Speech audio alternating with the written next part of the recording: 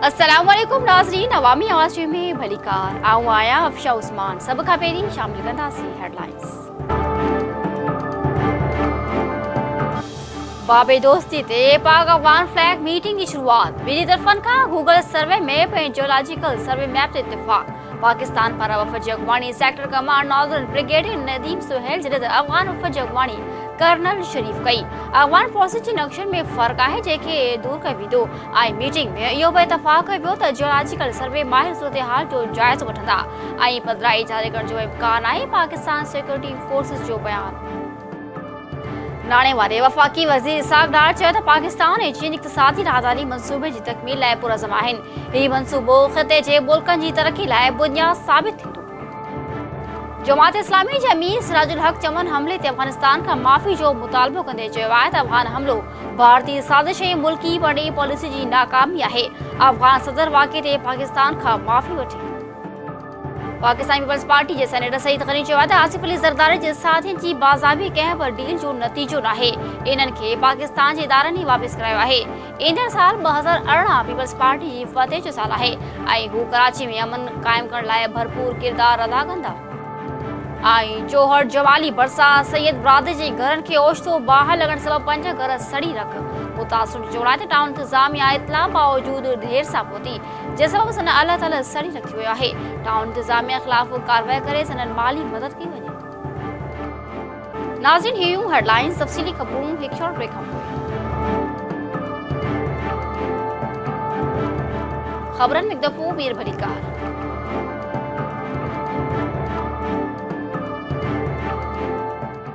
Bulletin शुरुआत कंदासीं न ख़बर सां। बाबे दोस्ती ते पाक अफगान फ्लैग मीटिंग जी शुरुआत कई वई आहे ऐं ॿिन्ही तरफ़नि खां गूगल सर्वे मैप ऐं जियोलॉजिकल सर्वे मैप ते इत्तिफ़ाक़ कयो वियो आहे। पाकिस्तान ऐं अफगानिस्तान विच में छिकताणी बाबे दोस्ती जे बंदिश ते फ्लैग मीटिंग जी शुरुआत कई वई आहे। इजलास में पाकिस्तान पारां वफ़द जी अॻुवाणी sector commander northern brigadier Nadeem Suhail करे रहियो आहे जॾहिं त अफगान वफ़द जी अॻुवाणी कर्नल शरीफ करे रहियो आहे। पाकिस्तान सिक्योरिटी ज़रिए चवणु आहे त अफगान फोर्सिस जी नक्शनि में फ़र्क़ु आहे जंहिंखे दूर कयो वेंदो ऐं मीटिंग में इहो बि इत्तिफ़ाक़ कयो वियो त जियोलॉजिकल सर्वे माहिर सूरत-हाल जो जाइज़ो वठंदा। इन हवाले सां मीटिंग जी पुॼाणी ते हिकु पधिराई जारी करण जो बि इम्कान ज़ाहिर कयो पियो वञे। यादि रहे त अफगान फोर्सिस पारां चमन में फायरिंग खां पोइ बाबे दोस्ती खे बंदि कयो वियो हो। नाणे वारे वफ़ाक़ी वज़ीर इसाक डार चयो आहे त पाकिस्तान ऐं चीन इक़्तिसादी राहदारी मंसूबे जी तकमील लाइ पुरज़म आहिनि। हीउ मंसूबो ख़िते जे मुल्कनि जी तरक़ी लाइ बुनियाद साबित थींदो। नाणे वारे वफ़ाक़ी वज़ीर इसाक डार जापान जे शहर योकोहामा में मुबाहिसे में शिरकत कई आहे।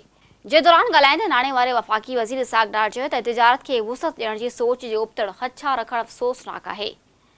हुन चयो त ख़िते जी मईशतनि में राब्तो क़ाइमु हुजणु एशिया जे अवाम जी तरक़ी लाइ ज़रूरी आहे। संदसि चवण त मईशतनि में राब्तनि जी मज़बूत हुअण सां रियासती सालमियत में का कमज़ोरी नथी अचे। पाकिस्तान ऐं चीन इक़्तिसादी राहदारी मंसूबे जी तकमील लाइ पुरज़म आहिनि। हीउ मंसूबो ख़िते जे मुल्कनि जी तरक़ी लाइ बुनियाद साबित थींदो। इसाक डार वधीक चयो त कैरिक कासा तापी मंसूबा ख़िते जे माशी तरक़ी में हिकु नए बाब जो इज़ाफ़ो कंदा। सीपेक मां ॿिया मुल्क फ़ाइदो हासिल करे रहिया आहिनि। हुन चयो त जापानी कारपोरेशन्स खे पाकिस्तान में माशी ऐं तिजारती मौक़नि मां फ़ाइदो हासिल करणु घुरिजे। जापानी कारपोरेशन्स पहिरियां बि पाकिस्तान में मौजूदु मौक़नि मां फ़ाइदो खणी रहियूं हुयूं। इसाक डार चयो त पाकिस्तान 2030 ताईं 20 जो हिसो बणिजी वेंदो। इसाक डार जापानी नायब वज़ीर आज़म खे पाकिस्तान जे दौरे जी दावत पिणु ॾिनी।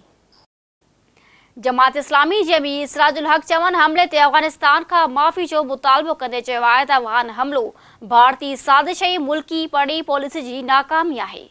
लाहौर में जमात इस्लामी जे मरकज़ मंसूरा में आलम सगोरन जी कॉन्फ्रेंस खे ख़िताब कंदे सिराजुल हक चयो त अफगानिस्तान मां पाकिस्तानी हदनि में हमलो भारत जी साज़िश आहे। हुन चयो त चमन वाक़ियो पाकिस्तान जी नाकाम परॾेही पॉलिसी जो खुलियल सबूत आहे। सिराजुल हक चयो त चमन वाक़े ते अफगान सदर खे पाकिस्तान खां माफ़ी वठणु घुरिजे। संदसि चयो त हुक्मरान अहिड़ी अंदाज़ सां करप्शन कनि था जो जिन्हनि खे बि ख़बर नथी पवे। सिराजुल हक जो चवणो त क़ौम जो मुतालबो आहे त JIT जी जांच ताईं वज़ीर आज़म नवाज़ शरीफ कुर्सी छॾे ॾिए। जमात इस्लामी जे अमीर सिराजुल हक जो वधीक चवणो त अदालत करप्ट हुक्मराननि ख़िलाफ़ फ़ैसिलो ॾिनो त तारीख़ हमेशह यादि रखंदी। पीपल्स पार्टी जे सेनेटर सईद ग़नी चयो आहे त आसिफ अली ज़रदारी जे साथियुनि जी बाज़ियाबी कंहिं बि डील जो नतीजो नाहे। इन्हनि खे पाकिस्तान जे इदारनि ई वापसि करायो आहे। ईंदड़ साल 2018 पीपल्स पार्टी जी फतेह जो साल आहे ऐं हू कराची में अमन अमान क़ाइमु करण लाइ भरपूर किरदारु अदा कंदा। कराची में प्रेस कॉन्फ्रेंस कंदे सईद गनी जो चवणो हो त पीपल्स पार्टी वधीक फाल ऐं मज़बूत थी रही आहे।